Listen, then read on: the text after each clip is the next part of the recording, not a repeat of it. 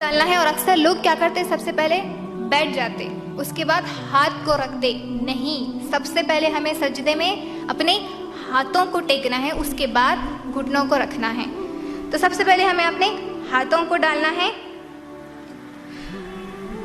بخاری کی روایت ابن عمر رضی اللہ عنہ فرماتے ہیں اپنے ہاتھ گھٹنوں سے پہلے رکھتے اور فرماتے کہ رسول صلی اللہ علیہ وسلم بھی ایسا ہی کرتے تھے، یعنی کہ سب سے پہلے اپنے ہاتھوں کو رکھنا ہے۔ اس کے بعد بخاری کی روایت پیشانی اور ناک زمین پر لگائیں، یعنی کہ ہمارا فورہیڈ اور نوز جو ہے، پیشانی اور جو ناک ہے اسے زمین پر ٹیکنا ہے، اور سجدے میں دونوں ہاتھ کاندھوں کے برابر ہونے چاہیے، یعنی کہ ہاتھ جو ہمیں رکھنا ہے کاندھوں کے برابر رکھنا ہے۔ ابو داؤد اور ترمذی کی روایت ابو حمید رضی اللہ عنہ فرماتے ہیں نبی صلی اللہ علیہ وسلم سجدے میں اپنی ناک اور پیشانی زمین کے ساتھ لگاتے اور ہاتھ اپنے پہلوؤں سے الگ رکھتے اور ہاتھ کاندھوں کے برابر رکھتے، یعنی کہ ہاتھ کو ہمیں ملا لینا نہیں ہے مکمل۔ اس طریقے سے عورتیں اکثر کیا کرتے، اس طریقے سے ملا کر جھک کر اپنے آپ کو سمیٹ کے سجدہ کرتے، جبکہ یہ درست نہیں ہے۔ اپنے ہاتھ کاندھوں کے برابر رکھنا ہے، سب سے پہلے ہاتھ کو ڈالنا ہے، پھر ہم اپنے گھٹنے رکھ سکتے ہیں، اس کے بعد زمین پر ہماری پیشانی اور ناک لگنا ہے۔ اس طریقے سے ہمیں سجدہ کرنا ہے، اور کچھ روایت میں کانوں کے برابر بھی کرنا درست ہے۔ حاکم کی روایت سجدے میں ہاتھوں کی انگلیاں ایک دوسرے سے ملا کر رکھیں اور انہیں قبلہ رخ رکھیں۔ جس طرح ہم رفع یدین کرتے ہیں تو ہمارے ہاتھوں کی انگلیوں میں ہلکا سا گیپ ہوگا، لیکن سجدے میں جب ہم جائیں گے ہاتھ زمین پر ٹیکیں گے تو ہمارے ہاتھوں کی انگلیاں ملنا ہے، ملا کر ہمیں رکھنا ہے۔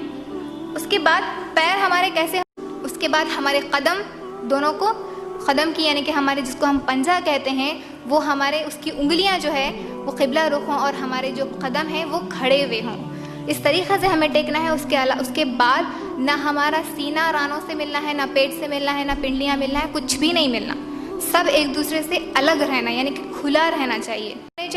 بخاری کی روایت ابو حمید رضی اللہ عنہ سے روایت ہے نبی صلی اللہ علیہ وسلم نے فرمایا سجدے میں پاؤں کی انگلیاں قبلہ رخ رکھتے اور قدم دونوں کھڑے رکھتے، یعنی کہ زمین پر صرف ہمارے پیر کی انگلیاں ٹچ ہونا ہے، مکمل پیر نہیں لگنا ہے۔ اکثر لوگ اس طریقے سے سلا دیتے الٹا پیر، جبکہ وہ درست عمل نہیں ہے۔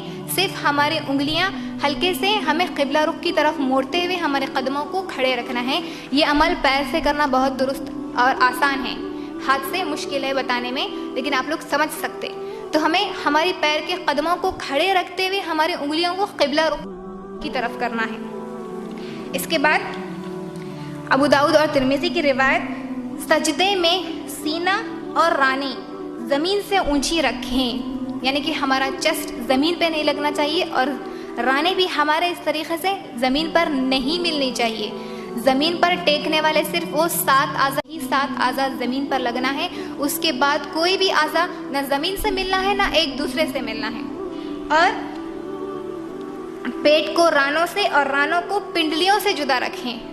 اکثر عورتیں، ہماری خواتین یہ عمل کرتی ہیں کہ پیٹ اور ران مل جاتے ہیں ان کے، اور ران اور پنڈلیاں مل جاتی ہیں، تھائس اور سٹمک وہ سب مل جاتا ہے ایک دوسرے سے، جبکہ یہ درست سجدہ نہیں ہے۔ ہمیں کس طریقے سے نماز پڑھنا ہے، جس طرح نبی صلی اللہ علیہ وسلم نے پڑھنا بتایا، اللہ نے جس طرح حکم دیا اس طریقے سے پڑھنا ہے۔ اور یہ طریقہ ہمیں اس طریقے کا کہیں نہیں ملتا کہ اس طریقے سے عورتوں کو سمیٹ کر سجدہ کرنا ہے، یہ طریقہ ہمیں کہیں نہیں ملتا۔ تو میری بہنوں غور سے سنیں کس طریقے سے ہمارا سجدہ ہونا چاہیے۔ تو کوئی بھی پارٹ ایک دوسرے سے ملنا نہیں چاہیے، سب ایک دوسرے سے الگ ہونا ہے اور زمین سے الگ ہونا ہے۔ صرف وہ 7 اعضاء کے علاوہ کوئی بھی چیز نہ ایک دوسرے سے ملنا ہے اور نہ زمین سے لگنا ہے۔ اس کے بعد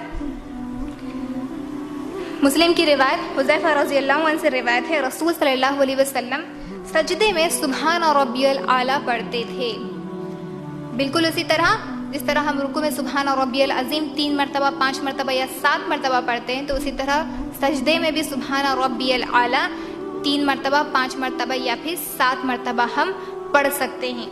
اس کے بعد 2 سجدوں کے درمیان بیٹھنا ہے، 2 سجدوں کے درمیان بیٹھنا ہے۔ میری بہنوں آپ تمام کو سمجھ میں آیا کہ سجدہ کس طریقے سے کرنا ہے؟